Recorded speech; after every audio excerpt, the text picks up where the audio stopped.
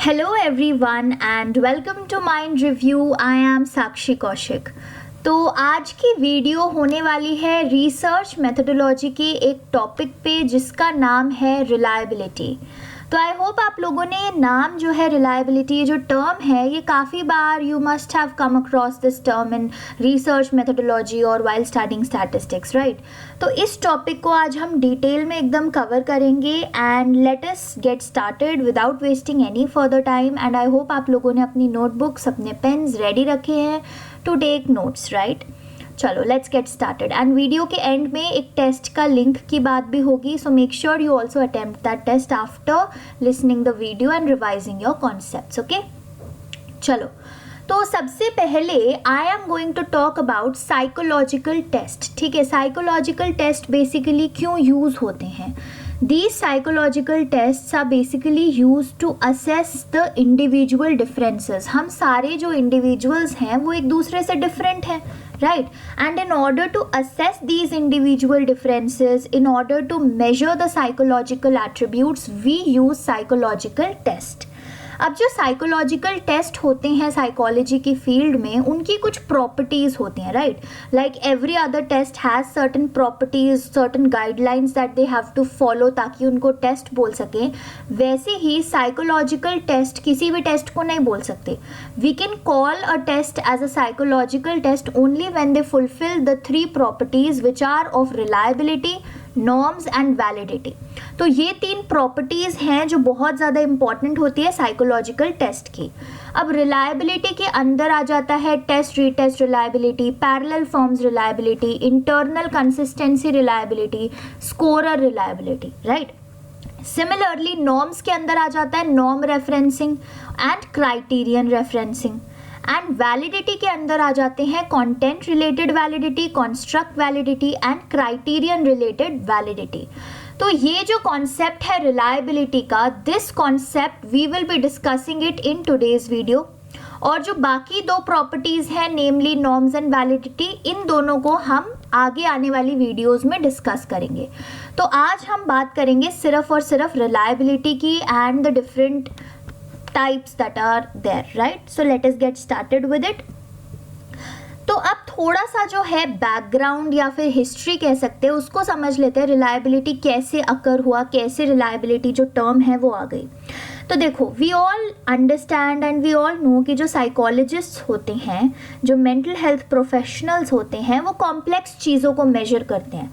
कैसे कॉम्प्लेक्स चीज़ें? जैसे कि इंटेलिजेंस हो गया, है ना, पर्सनालिटी हो गई किसी की, या किसी में कितना अग्रेसिवनेस है या नहीं है, हैप्पीनेस क्या है। तो ये जो सारी कॉम्प्लेक्स चीज़ें होती है जिनको हम फील नहीं कर सकते, जिनको हम टच नहीं कर सकते, जिनको हम देख नहीं सकते, उन सारी चीज़ों को साइकोलॉजिस्ट मेजर करने की कोशिश करते हैं।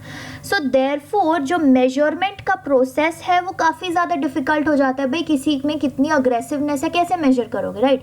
किसी का कितना वेट है, किसी की कितनी हाइट है, वो तो आप मेजर कर सकते हो इजीली, बट किसी में कितनी अग्रेसिवनेस है उसको कैसे मेजर करेंगे। सो देयरफॉर साइकोलॉजी में जो मेजरमेंट का प्रोसेस है वो थोड़ा सा टफ, थोड़ा सा डिफ़िकल्ट हो जाता है। But there was a British psychologist जिनका नाम था चार्ल्स स्पीयरमैन। ठीक है, Charles Spearman who was a British psychologist. He work towards the development of reliability assessment, कि कोई भी टेस्ट कितना रिलायबल है, कितना रिलाय कर सकते हैं हम किसी भी टेस्ट पर कि वो हमें एक्यूरेट मेजरमेंट दे रहा है। तो इसके टूवर्ड्स चार्ल्स स्पीयरमैन ने काम करना शुरू किया। तो वी कैन से कॉन्फिडेंटली कि जो रिलायबिलिटी है इसके ओरिजिन्स जो हैं चार्ल्स स्पीयरमैन की वर्क की वजह से ही आने शुरू हुए। He initiated the work towards reliability assessment, right. Then there is also a discussion of classic test theory. अब क्लासिक टेस्ट थ्योरी क्या अज्यूम करती है? वो अज्यूम करती है कि कोई भी ऑब्जर्व्ड स्कोर आपके ट्रू स्कोर और एरर स्कोर के सम के इक्वल होगा। अब हमने क्या करा, उसके बेसिस पर एक इक्वेशन बना दी ताकि आसानी हो जाए क्लासिक टेस्ट थ्योरी को समझने में। तो this is x minus T is equal to E, जहाँ पे आपका x है ऑब्जर्व्ड स्कोर, यानी कि आपने जब साइकोलॉजिकल टेस्ट किसी को भी दिया तो उसका कितना स्कोर आया जो ऑब्जर्व में आ रहा है, राइट। फिर है T, that is your true score, कि ओरिजिनली क्या स्कोर है उस इंसान का उस टेस्ट पर। एंड ई क्या है, एरर स्कोर, कि भाई हो सकता है कुछ एरर हो गया हो वाइल एडमिनिस्ट्रिंग द टेस्ट, कोई ना कोई एरर हो, that is why error score को भी हमने काउंट कर लिया। तो जो ऑब्जर्व्ड स्कोर आएगा उसमें से आप ट्रू स्कोर को माइनस कर दोगे तो आपको एरर स्कोर मिल जाएगा, राइट। क्लासिक टेस्ट थ्योरी क्या कह रही है, वो इसी इक्वेशन के बारे में बात करती है। इट सेज कि जो आपका ऑब्जर्व्ड स्कोर है x, वो इक्वल होता है आपके error score and true score के सम को। तो इसी इक्वेशन का t अगर इधर ट्रांसफर हो जाएगा तो it will become plus t। So this is what the classic test theory says. इसको बहुत डिटेल में जानने की ज़रूरत नहीं है, बस whenever anybody talks about classic test theory you need to remember this equation, उससे आपको सारी चीज़ें याद हो जाएगी। That the observed score is equal to the sum of error score and true score. This is what basically the classic test theory says, ठीक है। तो ये बात हो गई हमारी क्लासिक टेस्ट थ्योरी की, बट इसमें कई बच्चों का डाउट हो सकता है कि भाई ट्रू स्कोर क्या होता है, एरर स्कोर क्या होता है। So true score is basically any score that is free from the errors that may occur due to some kind of factors. जैसे कि इंसान बहुत ज़्यादा थका हुआ था, उस वक्त उसे टेस्ट एडमिनिस्टर कर दिया तो उसका वैसे ही दिमाग नहीं चला and the person was mentally very tired, तो उस वजह से कुछ एरर आ सकता है उसके क्वेश्चनर के, उसके साइकोलॉजिकल टेस्ट के स्कोर में। So therefore it will not be the true score. तो ट्रू स्कोर वो होगा जो किसी भी एरर से फ्री हो, राइट। एंड एरर स्कोर क्या होता है, एरर स्कोर दो तरीकों की हो सकते हैं, random error score and systematic error score. अब रैंडम एरर स्कोर, जिसको हम चांस एरर भी बोलते हैं, that can either increase the score, कि इतना ज़्यादा एरर हो गया कि स्कोर में जंप आ गया, इन्फ्लेट हो गया, स्कोर इंक्रीज हो गया, and eight the same time वो स्कोर को बहुत ज़्यादा डिक्रीज भी कर सकता है। बट जो आपका सिस्टमैटिक एरर होता है वो या तो स्कोर को सिर्फ इंक्रीज करेगा, आपके क्वेश्चनर के स्कोर को सिर्फ इंक्रीज करेगा, या फिर सिर्फ डिक्रीज करेगा, ओनली वन थिंग, ठीक है। तो डिफरेंस क्या हुआ कि एरर स्कोर दो तरीकों का होता है, रैंडम एरर या chance error and systematic error score. अब जो रैंडम एरर या चांस एरर स्कोर होता है, it can inflate as well as depress the score at the same time. Inflate मतलब इंक्रीज, डिप्रेस मतलब डिक्रीज। बट जो आपका सिस्टमैटिक एरर होता है वो सिर्फ एक ही डायरेक्शन में काम करता है, या तो वो सिर्फ स्कोर को इंक्रीज करेगा किसी भी टेस्ट में, या फिर स्कोर को सिर्फ डिक्रीज करता जाएगा किसी भी टेस्ट में, राइट। तो I hope you understand this concept very well, कि सबसे पहले तो चार्ल्स पियरमैन के वर्क था जिन्होंने वर्क किया टूवर्ड्स रिलायबिलिटी असेसमेंट। फिर क्लासिक टेस्ट थ्योरी की हमने बात की, जिसके लिए आपको एक ही जो सॉर्ट ऑफ इक्वेशन है वो याद रखने की ज़रूरत है, that is x is equal to E plus T, which is your error score and true score is equal to observed score, ठीक है। फिर हमने बात की कि ट्रू स्कोर क्या होता है और एरर स्कोर क्या होता है, right. Now we will move forward and understand what exactly reliability is, कि भाई जिस चीज़ की, जिस कॉन्सेप्ट की हम इतनी देर से बात कर रहे हैं उसका मतलब क्या होता है ना। तो एक छोटी सी डेफिनेशन है जो दी थी एनास्टेसिया एंड अर्बीना ने 1997 में।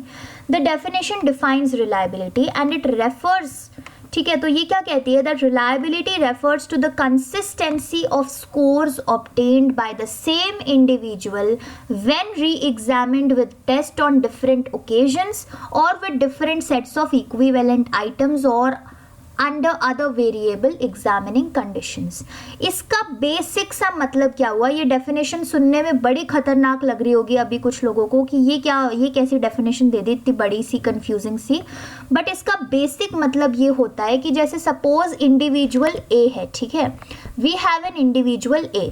अब इस इंडिविजुअल की इंटेलिजेंस जो है मुझे मेजर करनी है, ठीक है। अब इंटेलिजेंस मेजर करने के लिए मैंने एक टेस्ट बना दिया, बट मुझे देखना है कि जो मैंने टेस्ट बनाया है वो रिलायबल है भी कि नहीं है।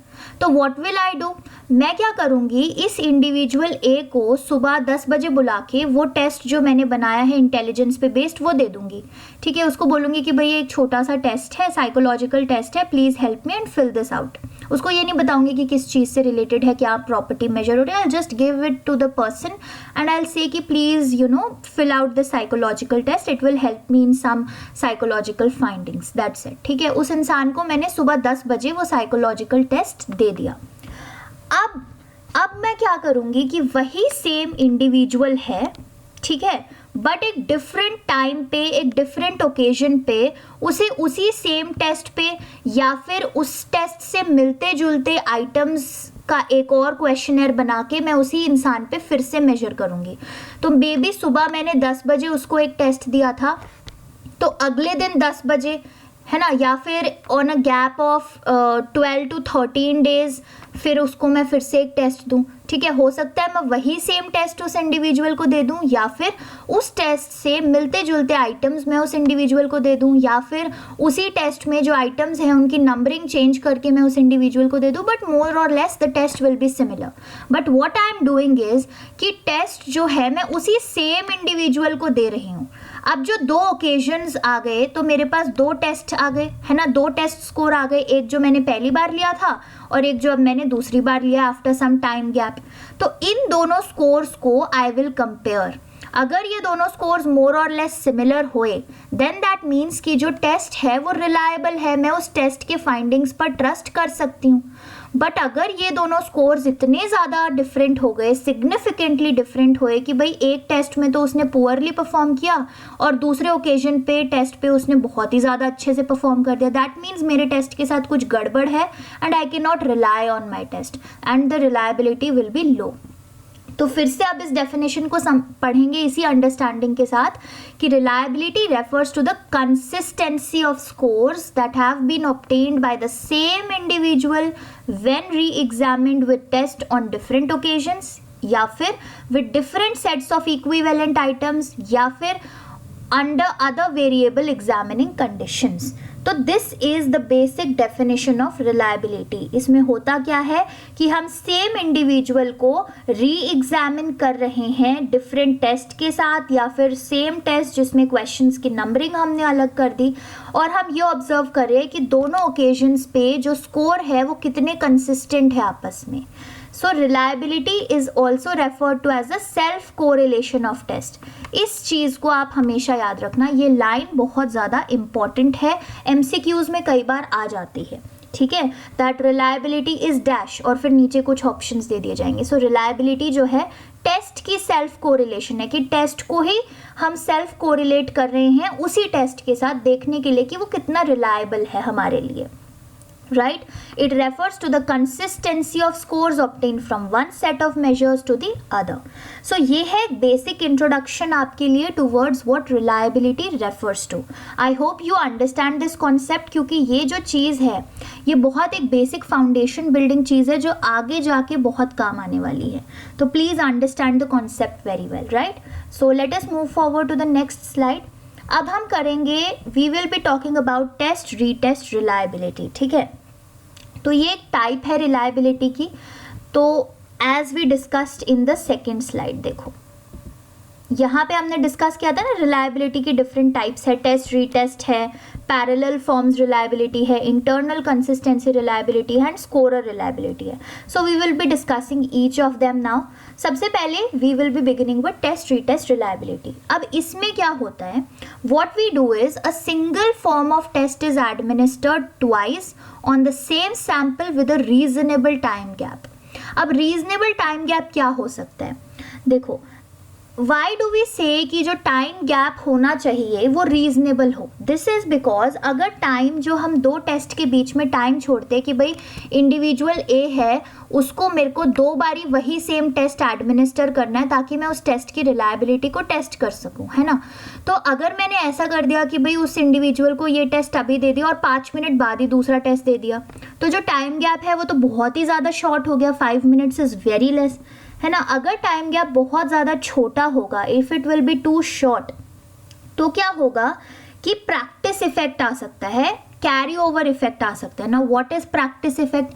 प्रैक्टिस इफेक्ट होता है ना कि देखो अगर आपको कोई टेस्ट दिया है अभी 5 मिनट पहले ही और 5 मिनट बाद ही मैं वही सेम टेस्ट दे दूँ तो आपको याद आ जाएगा कि यार मैंने पहले ये मार्क किया था, तो आप फिर से वही मार्क करने लग जाओगे and that is likely to increase the reliability.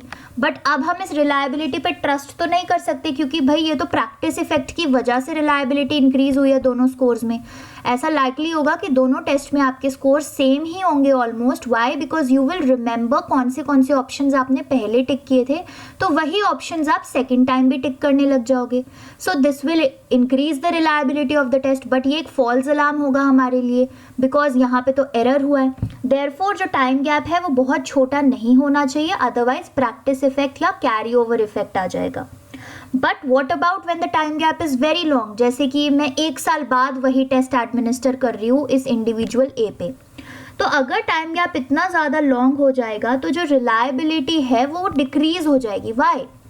Because you know बहुत लंबे टाइम के बाद the individuals personality will also change. अगर 1 ईयर का मैंने टाइम गैप रख दिया तो 1 ईयर में बहुत सारे चेंजेस आ सकते हैं हमारे पर्सनैलिटी में, है ना. और चेंजेस आ सकते हैं हमारी थिंकिंग पैटर्न्स में. चेंजेस आ सकते हैं कि हो सकता है मैं इंटेलिजेंस मेजर कर रही हूँ तो उस इंसान ने वर्क किया हो टूवर्ड्स हिज और her aptitude, reasoning and all of these abilities, and now the individual is much more competent.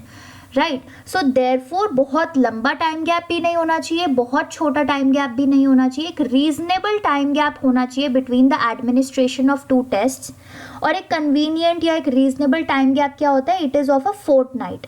Now what is a fortnight? Usually 14 days. ठीक है, 2 वीक्स का टाइम एक रीजनेबल टाइम गैप होता है, ना ही ज़्यादा छोटा होता है और ना ही ज़्यादा लंबा होता है. राइट.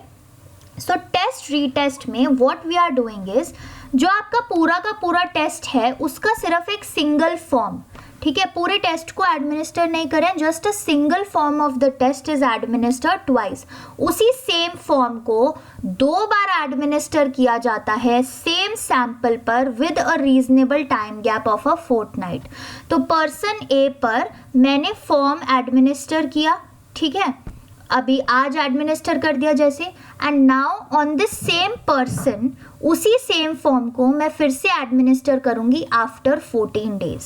अब क्या हुआ, मैंने 2 बार एडमिनिस्टर किया सेम टेस्ट, तो इसीलिए मेरे पास 2 इंडिपेंडेंट स्कोर्स आ गए, है ना. एक तो जो आज मैंने एडमिनिस्टर किया है टेस्ट उसका स्कोर आ जाएगा जब मैं स्कोरिंग कर दूंगी, और 14 डेज बाद जब मैं टेस्ट एडमिनिस्टर करूंगी तो उसका भी स्कोर आ जाएगा. तो I will have 2 independent sets off score. Now what I will do is these 2 sets of scores can be correlated. आपस में मैं इनको correlate करूंगी ये चेक करने के लिए कि कितने reliable हैं ये दोनों scores, right? So when I will correlate the 2 sets of score, it will give me the value of reliability coefficient. Now what is the reliability coefficient? Test retest reliability में reliability coefficient होता है temporal stability coefficient. Now temporal का मतलब समझते हो आप लोग, time, है ना. तो यहाँ पे व्हाट डू यू थिंक, क्यों हम टेम्पोरल स्टेबिलिटी कोएफिशिएंट बोलते हैं टेस्ट रीटेस्ट रिलायबिलिटी में? Okay, this is a question for you. मुझे नीचे कमेंट सेक्शन में आंसर्स चाहिए आप लोगों से कि टेस्ट रीटेस्ट रिलायबिलिटी में जो रिलायबिलिटी कोएफिशिएंट होता है उसे हम टेम्पोरल स्टेबिलिटी कोएफिशिएंट ही क्यों बोलते हैं? Why temporal? Why is it related to time? ठीक है, इसका एक हिंट मैं दे देती हूँ. हिंट है इस वाली डेफिनेशन में, सिंगल फॉर्म, ठीक है, ट्वाइस एडमिनिस्टर हो रहा है सेम सैंपल पे, reasonable time gap. Why are we calling it temporal stability coefficient? तो इसका आंसर नीचे कमेंट्स में दीजिएगा, right, and I let you know what the correct answer is, है ना. चलो, उसके बाद जो आपका टेस्ट रीटेस्ट रिलायबिलिटी है, आई होप आपको ये चीज़ क्लियर होती जा रही है. I think I am being a little too repetitive, लेकिन ये कॉन्सेप्चुअल बातें हैं. जितना ज़्यादा रेपिटेशन में आप इनको सुनोगे उतना ज़्यादा आपके दिमाग में ये चीज़ बैठेगी और आपको ये चीज़ क्लियर होएगी कि टेस्ट रीटेस्ट रिलायबिलिटी में हम टेस्ट का एक सिंगल फॉर्म 2 बारी एडमिनिस्टर कर रहे हैं सेम ही सैंपल पर, बट एक रीजनेबल टाइम गैप पे, जैसे कि 14 डेज के टाइम गैप पे. अब क्योंकि मैंने 2 बारी सेम टेस्ट एडमिनिस्टर किया है तो मेरे पास 2 इंडिपेंडेंट स्कोर्स आ गए. इन 2 इंडिपेंडेंट स्कोर्स को मैं कोरिलेट करूंगी ताकि मुझे रिलायबिलिटी कोएफिशिएंट की वैल्यू मिल जाए. Now reliability coefficient in case of test retest reliability is known as temporal stability coefficient. अब अगर ये दोनों हाईली कोरिलेटेड होंगे दैट मीन्स कि जो मेरा टेस्ट है वो तो रिलायबल है, उस पर मैं ट्रस्ट कर सकती हूँ. नहीं होंगे highly correlated that means there is some kind of error in my test and I need to work on it again. ठीक है, तो test test retest reliability, all in all, it indicates to what extent the examinees retain their relative position as measured in terms of test score over a given period of time. तो इसमें हमें क्या पता लग रहा है test retest में, क्योंकि हम सिंगल फॉर्म ऑफ टेस्ट ही एडमिनिस्टर करें और सेम ही लोगों पे, तो हमें उन लोगों के बारे में भी पता लग जाता है कि भाई उनका जो टेस्ट स्कोर था वो एग्जामिनीज अपना खुद का टेस्ट स्कोर कितना रिटेन कर रहे हैं, कि फर्स्ट टाइम जब टेस्ट दिया था और जो सेकेंड टाइम टेस्ट दे रहे हैं उन दोनों टाइम्स में जो स्कोर उनका आया वो कितना सिमिलर या कितना डिफरेंट है, right. So this is all about your test retest reliability. अब टेस्ट रीटेस्ट रिलायबिलिटी की कुछ डिसएडवांटेजेस हैं. Now what can be the disadvantage? Number 1, it is time consuming. बहुत ज़्यादा टाइम लग जाएगा भाई, एक बार ही मैंने एडमिनिस्टर किया, फिर 14 डेज मुझे वेट करना पड़ेगा, फिर से एडमिनिस्टर करेंगे, right. Second is it assumes that examinees physical and psychological setup remains unchanged in both the testing situations. तो ये एक अजम्पशन है जो कि फॉल्स हो सकती है ना भाई. हो सकता है आज जब मैंने आपसे टेस्ट लिया तो आपका मूड अच्छा था, you were happy, you were in the mind space and physical space of giving the test, but 14 days के गैप के बाद जब मैंने टेस्ट दिया, हो सकता है भाई आपके पास कोई बैड न्यूज़ आई हो, बिकॉज ऑफ विच आप बहुत ज़्यादा स्टेबल नहीं हो, you are not in a very good mood and you are giving the test just for the sake of it. तो उसमें भी डिफरेंस आ सकता है because of that in the test scores. तो ये जो एक अजम्पशन है कि भाई दोनों ही टेस्टिंग सिचुएशंस में एग्जामिनी का फिजिकल और साइकोलॉजिकल सेटअप एकदम सेम होगा, जैसे कि पहली बार था वैसे ही दूसरी बार भी होगा, that is a false assumption, that is a wrong assumption. तो ये एक डिसएडवांटेज हो सकता है टेस्ट रीटेस्ट रिलायबिलिटी को मेजर करते वक्त, right. Now what can be the sources of error variance? क्या सोर्स हो सकता है जिसकी वजह से टेस्ट रीटेस्ट रिलायबिलिटी मेजर करते हुए एरर आ जाए? नंबर 1 हो सकता है टाइम सैम्पलिंग, कि भाई अगर टाइम जो कि हमने कन्वीनियंट टाइम गैप डिस्कस किया, राइट, अगर टाइम ही बहुत कम है दोनों टेस्ट के एडमिनिस्ट्रेशन के बीच में तो प्रैक्टिस इफेक्ट आ जाएगा. टाइम बहुत ज़्यादा है तो पर्सनैलिटी या फिर there can be a lot of changes because of which जो आपका रिलायबिलिटी कोएफिशिएंट है वो लोअर हो जाए. तो therefore we need an accurate time. So इसीलिए एक सोर्स ऑफ एरर तो टाइम सैम्पलिंग हो सकता है. दूसरा सोर्स ऑफ एरर हो सकता है maturational sampling, that the person also matures with time, है ना. तो इसीलिए ये दोनों सोर्स ऑफ एरर वेरिएंस हो सकते हैं. Now we'll move forward to the second type of reliability, जिसको हम बोलते हैं इंटरनल कंसिस्टेंसी रिलायबिलिटी. अब internal consistency reliability it talks about and it indicates the homogeneity of test. अब होमोजेनिटी ऑफ टेस्ट का मतलब क्या होता है? That if all the items of the test measure the same function और trait. For example, मैंने एक test create किया जो कि हैप्पीनेस मेजर करता है, ठीक है. So let us name it as HT, happiness test. So मैंने एक टेस्ट क्रिएट कर दिया कि ये हैप्पीनेस मेजर करता है. इसमें कुछ 10 या 12 आइटम्स हैं और सारे आइटम्स मैं सोच रही हूँ कि हैप्पीनेस मेजर करते हैं. बट जो इंटरनल कंसिस्टेंसी रिलायबिलिटी है वो क्या चेक करेगी? इट विल चेक कि whether all the items of this test are measuring happiness या कुछ और. ऐसा नहीं होना चाहिए कि भाई फर्स्ट से 5th क्वेश्चन तो हैप्पीनेस मेजर करे लेकिन 6th क्वेश्चन कोई मैथमेटिकल एबिलिटी से रिलेटेड हो गया, तो that is not related to happiness in any way, right. तो इसीलिए इंटरनल कंसिस्टेंसी रिलायबिलिटी ये चेक करता है कि टेस्ट कितना होमोजेनस है, यानी कि उस टेस्ट के जितने भी आइटम्स हैं, जितने भी क्वेश्चंस हैं, क्या वो वही सेम फंक्शन मेजर कर रहे हैं जिसके बारे में ये पूरा टेस्ट बनाया गया है. Now what can be some of the ways with the help of which we can measure internal consistency reliability? ठीक है, कुछ तरीके हैं जिनको हम आज डिस्कस करेंगे. And with the help of these ways, we can measure whether all the items of the test are measuring the same function or the same trait that it seeks to measure. तो सबसे पहले है आपका split half method. Split half method basically जैसा कि name suggest कर रहा है, स्प्लिट हाफ, दैट मीन्स जो टेस्ट है उसको हम 2 हाफ्स में डिवाइड करेंगे, right. So the test is divided into 2 equal, या फिर जितना इक्वल हम उन आइटम्स को कर सके उतना equal, so nearly equal halves. तो अगर ये टेस्ट है जिसमें इन ऑल लगा लो 18 आइटम्स हैं, तो इसको मैं इक्वल हाफ्स में डिवाइड करूँगी. 9 आइटम्स का एक इंडिविजुअल टेस्ट बन गया और 9 आइटम्स का एक दूसरा इंडिविजुअल टेस्ट बन गया. Now what can be the way of dividing? एक बहुत common way of dividing the test और splitting half the test is the odd even method. Odd even method में हम क्या करते हैं कि जितने भी ऑड नंबर्ड क्वेश्चंस हैं उनको मैं एक आइटम में डाल दूंगी, राइट, एक पूल में, और जितने भी इवन नंबर्ड क्वेश्चंस हैं उनको मैं दूसरे पोल में डाल दूंगी, and this is how I will get 2 independent test, right. So this is what we do in split half.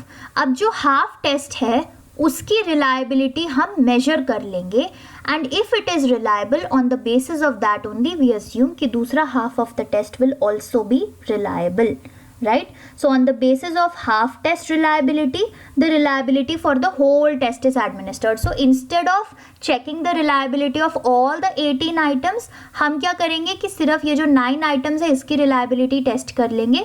अगर ये reliable है तो on the basis of this only we will assume कि दूसरे 9 भी reliable होंगे, and therefore the whole test is reliable.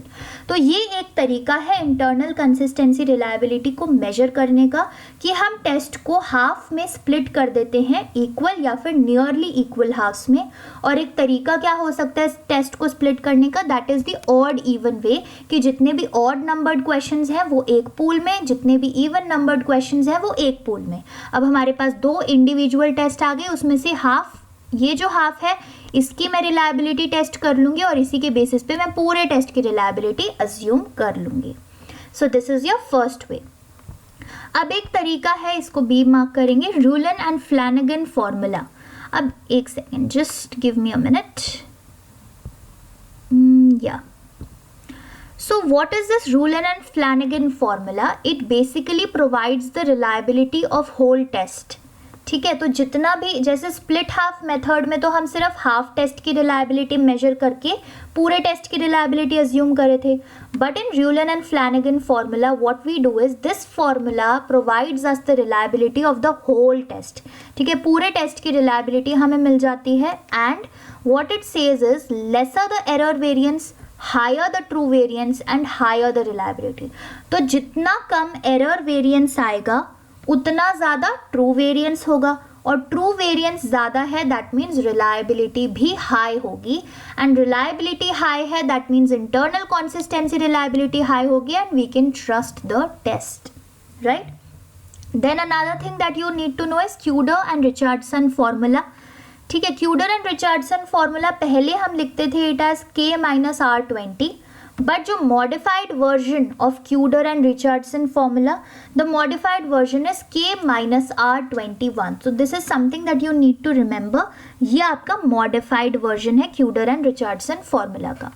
फिर एक चीज आती है जिसको we call as Cronbach's alpha, right? Now Cronbach's alpha basically provides us with the internal consistency of test where the test scores are not measured in 0 and 1.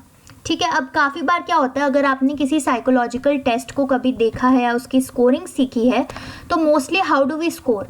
Either we give a 0 for wrong और we give a 1 for right, है ना।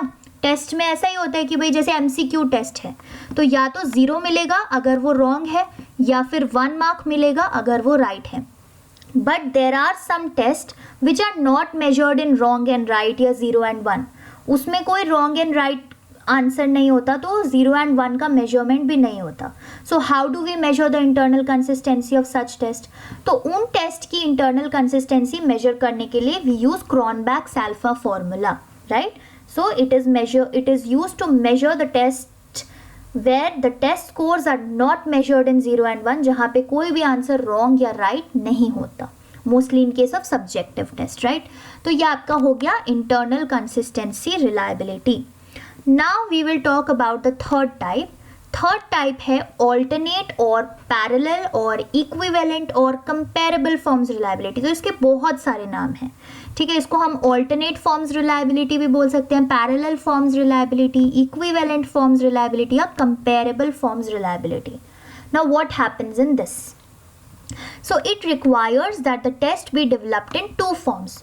तो जहाँ पे देखो, in test retest reliability we were administering only a single form of the test, है ना।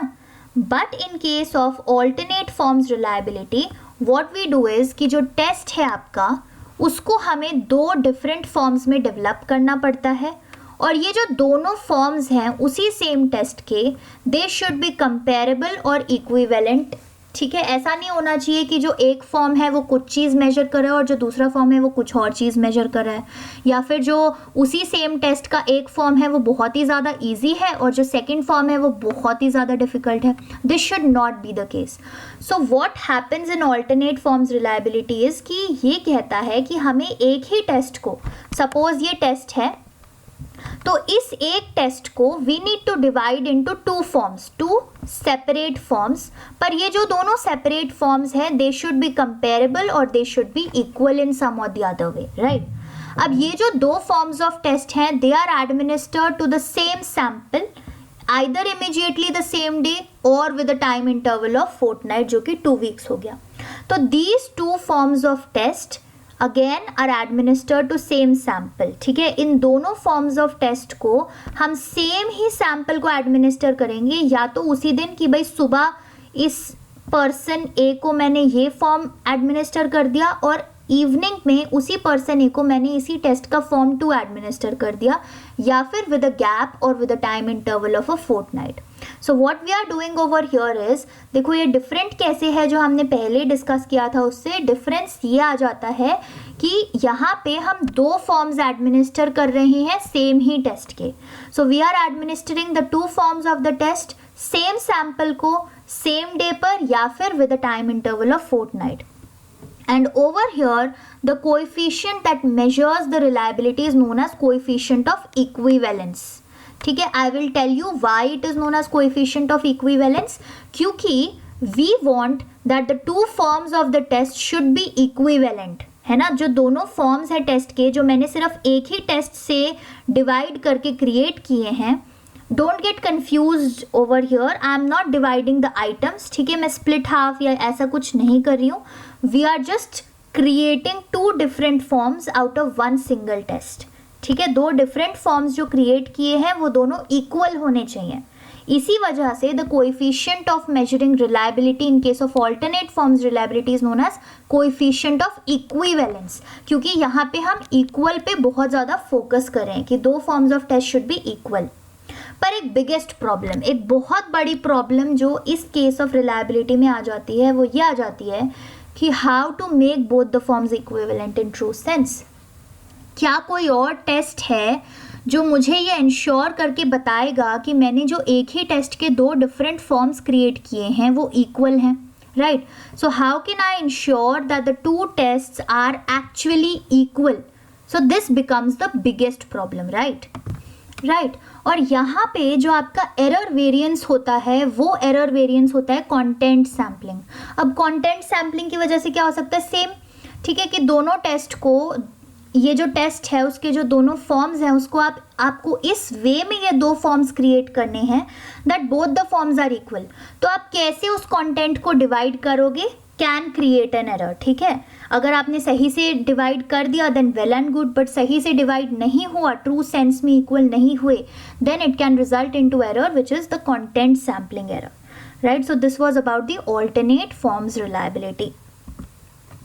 Now the last type of reliability that we'll be discussing today is scorer reliability. अब scorer reliability में क्या होता है?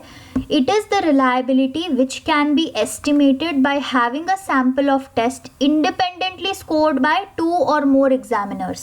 तो इसमें हम टेस्ट को 2 बारी किसी को एडमिनिस्टर नहीं कर रहे, ना ही हमें सैम्पल्स को बार बार बुलाना टेस्ट उसी सेम टेस्ट को देने के लिए, but what we are doing is कि एक ही सैम्पल ऑफ टेस्ट है हमारे पास और उस सैंपल की जो उस टेस्ट की जो स्कोरिंग है, उस स्कोरिंग के लिए हम 2 या 2 से ज़्यादा एग्जामिनर्स को बुला रहे हैं.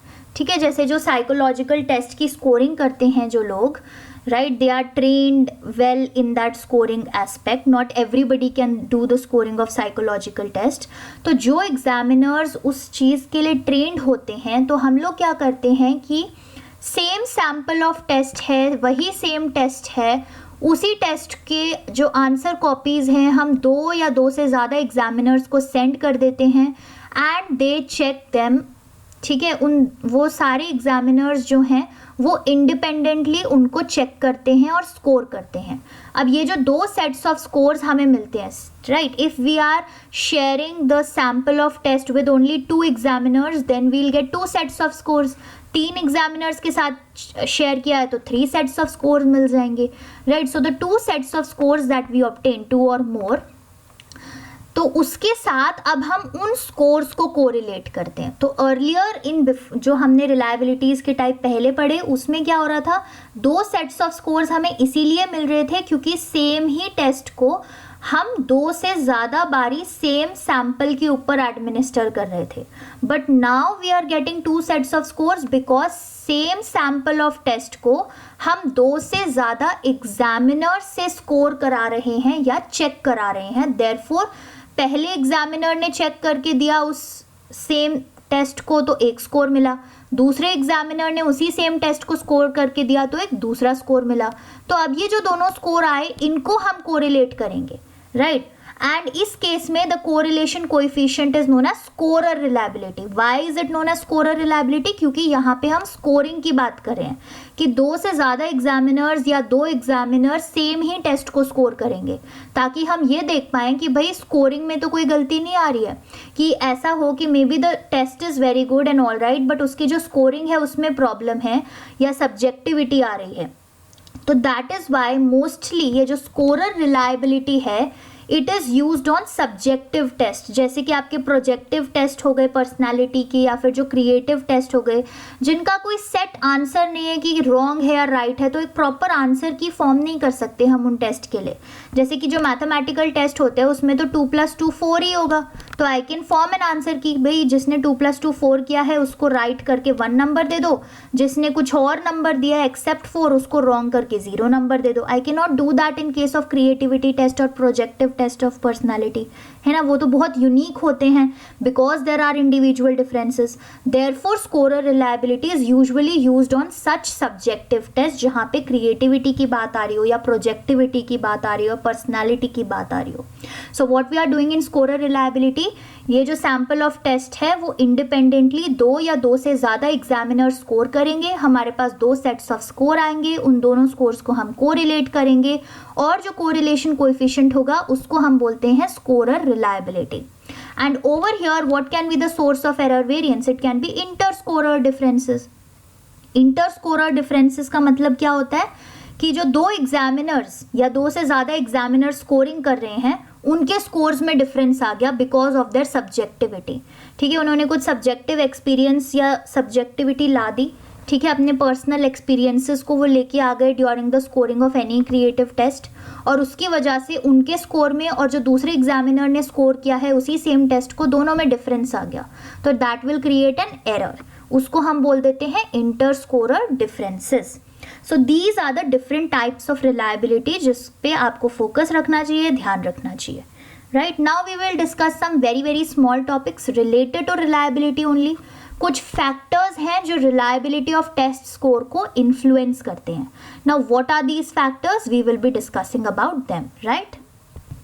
तो कुछ फैक्टर्स जो इन्फ्लुएंस करते हैं वो एक्सट्रिंसिक भी हो सकते हैं और कुछ फैक्टर्स जो इन्फ्लुएंस करते हैं वो इंट्रिंसिक भी हो सकते हैं। So what are the possible extrinsic factors? एक है ग्रुप वेरिएबिलिटी। ग्रुप वेरिएबिलिटी का मतलब क्या हुआ कि जो एग्जामिनीज हैं यानी कि जिनके ऊपर हम ये टेस्ट एडमिनिस्टर कर रहे हैं वो जितना ज़्यादा वेरी करेंगे अपनी एबिलिटीज़ में उतनी ज़्यादा हमारी जो ग्रुप है वो हेट्रोजेनस बनेगी। तो इसीलिए जो हमारे रिजल्ट्स होंगे वो लाइकली टू बी रिलायबल बन जाएंगे, राइट। तो एक हो गया extrinsic factor group variability that can influence the reliability of test scores. Second है गेस वर्क बाय एग्जामिनीज। भाई हम भी कभी कभी करते हैं ना कि एग्जाम में तुक्का मार के कुछ भी कर दिया और मे बी वो सही हो गया, तो ये भी एक एक्सट्रिंसिक फैक्टर हो सकता है इन्फ्लुएंस करे जो आपके टेस्ट स्कोर के रिलायबिलिटी को। इन्वायरमेंट, ये बहुत इंपॉर्टेंट है। जो इन्वायरमेंट है जिसमें एग्जामिनीज अपना टेस्ट दे रहे हैं that environment should be uniform दोनों सिचुएशंस में। जब आपने टेस्ट 1 एडमिनिस्टर किया, जब आपने टेस्ट 2 एडमिनिस्टर किया, तो इन्वायरमेंट सेम होना चाहिए। ऐसा नहीं कि पहली बारी में बड़ा ज़्यादा शोर हो रहा था, गर्मी थी, और दूसरी बारी में एकदम काम इन्वायरमेंट था, राइट। और जो फोर्थ एक्सट्रिंसिक फैक्टर है that is momentary fluctuations in examinee. भाई हो सकता है उसका पेन चलना रुक गया या पेंसिल टूट गई, राइट, या फिर एंग्जाइटी हो गई because whenever some people give test they get very anxious, कुछ डिस्ट्रैक्शन आ गया, कुछ जिस रूम में एग्जाम दे रहे थे उस रूम में एकदम से बहुत ज़्यादा शोर हो गया because of which the examinee got distracted. तो these are some of the extrinsic factors which can influence the reliability of test scores. अब ये इन्फ्लुएंस पॉजिटिव भी हो सकता है कि रिलायबिलिटी इंक्रीज हो गई, और ये इन्फ्लुएंस नेगेटिव भी हो सकता है कि रिलायबिलिटी डिक्रीज हो गई। तो we should try and control these extrinsic factors, right, और at least manage them. Now the intrinsic factors. Intrinsic factors क्या हो सकते हैं? लेंथ ऑफ टेस्ट, कि टेस्ट कितना लंबा या कितना छोटा है ना। तो usually we say that longer the test higher the reliability coefficient will be. तो टेस्ट जितना ज़्यादा लंबा होगा उतना ही हाई आपका रिलायबिलिटी कोएफिशिएंट भी जाएगा, because only then it will become more reliable. भाई अगर टेस्ट में सिर्फ 3 क्वेश्चंस हैं, अब उस 3 क्वेश्चन से आप क्या कोरिलेट करोगे और क्या रिलायबिलिटी निकालोगे? At least if the test is longer you will have more items, ज़्यादा कोरिलेशन करने का ऑप्शन मिलेगा, right. Second will be homogeneity of items, how related the items are. जैसा कि हमने पहले भी डिस्कस किया था कि अगर कोई टेस्ट आपका हैप्पीनेस मेजर कर रहा है तो all the items of the test should measure happiness only. ऐसा नहीं होना चाहिए कि 5 आइटम्स हैप्पीनेस मेजर कर रहे हैं और बाकी के 5 आइटम्स कोई मैथमेटिकल एबिलिटी मेजर करने लग गए, राइट। तो homogeneity of items is also very important, और ये अगर नहीं हुआ तो इन्फ्लुएंस हो सकता है आपका reliability of the test scores. Next is difficulty value of items. अब ऐसा नहीं होना चाहिए कि सारे के सारे आइटम्स कुछ ज़्यादा ही ईजी हो गए कि एग्जामिनर बोले तो इतना ईजी है, जो एग्जामिनी है जिसको हम टेस्ट दे रहे हैं वो बोले कि तो इतना ज़्यादा ईजी है, ईजीली उसने सारे आंसर सॉल्व कर दिए, सारे क्वेश्चन सॉल्व कर दिए। And eight the same time जो आइटम्स हैं वो इतने भी ज़्यादा डिफिकल्ट नहीं होने चाहिए कि एग्जामिनी जो है एक भी आइटम सॉल्व ना कर पाए, है ना, एक भी क्वेश्चन उससे सॉल्व ही ना हो। So therefore the difficulty level of items should be at a normal range, एक एवरेज डिफिकल्टी होनी चाहिए ताकि कुछ ईजी भी हों, कुछ डिफिकल्ट भी हों, कुछ मॉडरेट लेवल के भी हों। Next type of influencing factor that is intrinsic is scorer और रीडर रिलायबिलिटी। दैट मीन्स जो हमने स्कोरर रिलायबिलिटी की बात करी थी उसी से रिलेटेड है, that how closely 2 or more scores agree in the scoring or rating the same set of responses। तो 2 या 2 से ज़्यादा स्कोरर्स कितना अग्री करते हैं एक स्कोरिंग टेक्निक पे, या फिर उनके जो स्कोर किए हुए स्कोर्स आए हैं वो कितने कोरिलेट करते हैं आपस में। तो ये भी एक बहुत इंपॉर्टेंट फैक्टर हो जाता है जो आपकी रिलायबिलिटी ऑफ टेस्ट स्कोर को इन्फ्लुएंस कर सकता है, right? So these are some of the intrinsic factors: length of test, homogeneity of items, difficulty value of items and scorer or reader reliability। अब एक चीज़ जो और करनी है कि what are the ways to improve the reliability of test scores, कौन से वो तरीके हैं जिनकी मदद से हम टेस्ट स्कोर्स की रिलायबिलिटी इंप्रूव कर सकते हैं। हमें हेट्रोजेनस ग्रुप ऑफ एग्जामिनीज चाहिए जो वेरी करे अपनी एबिलिटीज़ में, राइट, बट आइटम्स जो है टेस्ट के जो क्वेश्चंस हैं वो होमोजेनस होने चाहिए। Longer the test higher the reliability. Items जो है, जो क्वेश्चंस या आइटम्स, ठीक है, in psychological test we call the questions as items. Items should be of moderate difficulty level, बहुत ईजी भी नहीं बहुत डिफिकल्ट भी नहीं। And the items should be discriminatory ones, यानी कि ईजिली हम उनको एक आइटम से दूसरे आइटम में डिस्क्रिमिनेट कर सके, यानी कि सारे क्वेश्चंस घुमा फिरा के सेम ही आंसर ला रहे हो, है ना। तो we do not need such type of questions which are twisted in their language but asking the same thing. We want items to be discriminatory in nature, जो discriminate कर सकें एक group of individuals में दूसरे group of individuals से, right? Now एक important concept that we need to know about is index of reliability. I know the video is getting a little longer but please bear with me. This is very important concept that you need to know.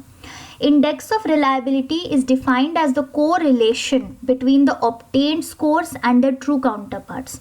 तो क्या score आपने obtain किया है और क्या उनका true score था। तो x obtained score, t true score, ये चीज़ हमने क्लासिक टेस्ट थ्योरी में पढ़ी थी, x और t, है ना।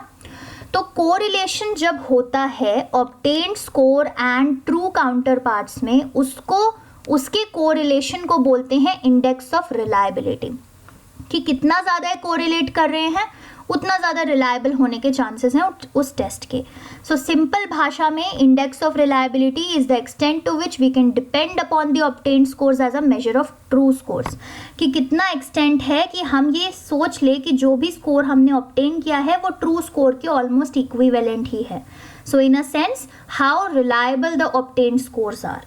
और इसको कैलकुलेट कैसे करते हैं, द इंडेक्स ऑफ रिलायबिलिटी, उसको कैलकुलेट करने का एक फॉर्मूला होता है. सबसे पहले तो we represent index of reliability as R1 infinity. ठीक है, R1 इन्फिनिटी का sign. This is how you represent index of reliability. It is calculated as the under root of RTT which is known as reliability coefficient of the test. हर एक type की जो हमने reliability discuss किया उसमें हमने coefficients की बात की थी, temporal stability coefficient, sampling coefficient, right. तो ऐसे ही RTT is known as the reliability coefficient of the test and the under root of reliability coefficient of test will give you the index of reliability, right. And some important things that you need to remember, hashtag कर दिया है important चीज़ें.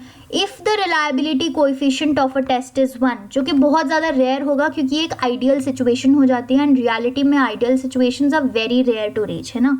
तो अगर किसी भी test का by any chance reliability coefficient 1 आ गया तो उसका जो स्टैंडर्ड एरर ऑफ मेजरमेंट होगा वो होगा 0. अब आप पूछोगे कि मैम आप ऐसा क्यों कह रहे हो कि अगर किसी टेस्ट का रिलायबिलिटी कोएफिशिएंट 1 है तो स्टैंडर्ड एरर ऑफ मेजरमेंट 0 हो जाएगा. This is because we will understand it with the help of a formula. एक फॉर्मूला होता है जिससे हम मेजर करते हैं स्टैंडर्ड एरर ऑफ मेजरमेंट, है ना. ये आपने लिख दिया standard error of measurement. It is measured by standard deviation of test score, जिसको हम डिफाइन करते हैं, रिप्रेजेंट करते हैं एज सिग्मा. ये जो साइन है ये साइन है सिग्मा का, जिसको बोलते हैं standard deviation of test score. Multiplied into under root of 1 minus RTT square. RTT हमने जस्ट अभी पढ़ा है क्या होता है, reliability coefficient of the test. तो हमने बोला कि अगर reliability coefficient of the test is 1, that means अगर ये RTT का वैल्यू 1 हो गया तो 1 का square is 1 and 1 minus 1 will be 0. Under root of 0 is 0 and 0 multiplied into anything will be 0. That means the standard error of measurement will also be 0. तो इसीलिए ये सेंटेंस, ये लाइन जो है इम्पॉर्टेंट हो जाती है. Why? कि अगर रिलायबिलिटी कोएफिशिएंट किसी भी टेस्ट का 1 हो गया तो स्टैंडर्ड एरर ऑफ मेजरमेंट जो है वो 0 हो जाएगा, right. So I hope these things are very much clear for you. So this was it for today's video, but please wait, एक छोटी सी अनाउंसमेंट है और वो अनाउंसमेंट ये है कि जो इस वीडियो का डिस्क्रिप्शन है उसमें एक गूगल फॉर्म की लिंक है and that Google form is a test that I have created for you all. ये छोटा सा MCQ टेस्ट है, ठीक है, बहुत छोटा सा MCQ टेस्ट है और इस टेस्ट में जितने भी क्वेश्चंस हैं वो आज की वीडियो से ही बेस्ड हैं. तो once you have watched the complete video, थोड़ा सा टाइम दो कॉन्सेप्ट्स को अपने एनग्रेन करने के लिए. उन कॉन्सेप्ट्स को एक बारी फिर से रिवाइज कर लो जो भी आपने वीडियो देखते हुए नोट्स बनाए हैं उसके थ्रू, and then try to attempt this test through the Google form link जो मैंने डिस्क्रिप्शन बॉक्स में दी हुई है, right. This is a test yourself thing. क्योंकि कभी कभी क्या होता है ना, हम सुनते जाते हैं वीडियोस, कॉन्सेप्ट समझते जाते हैं, but if we never test ourselves we will never see कि कितना कॉन्सेप्ट हमें अंडरस्टैंड हुआ है एक्चुअली में, राइट. देखते देखते वीडियो तो हमें लगता है हाँ ये भी समझ आ गया, ये भी समझ आ गया, ये भी समझ आ गया, but when you will actually apply the concepts while giving the test, then you will understand कि कितना समझ आया और कितना अभी फिर से रिवाइज करना बाकी है, right. So I will request all of you to please do attempt this MCQ test. बहुत छोटा सा टेस्ट है, मैक्सिमम 10 मिनट्स आप इसमें ले सकते हो. Don't take more time than that, right. उससे ज़्यादा लगना भी नहीं चाहिए. एंड आई ऑल्सो रिक्वेस्ट कि प्लीज़ किसी भी गूगल की, बुक्स की, नोट्स की कोई भी हेल्प मत लीजिएगा, चीटिंग मत कीजिएगा. इसके कोई मार्क्स नहीं लगने, कोई ट्रॉफी नहीं मिलनी, right. It is just for your self, ताकि आप ये देख सको कि आपको कितना कॉन्सेप्ट समझ आया है और कौन से एरियाज़ में और काम करने की ज़रूरत है, राइट. तो वीडियो पसंद आया तो please do all of these things, like, share, comment, subscribe, ये सब आप लोग बेहतर जानते हैं, right. So thank you, keep pouring in the support and have a good day. Bye bye.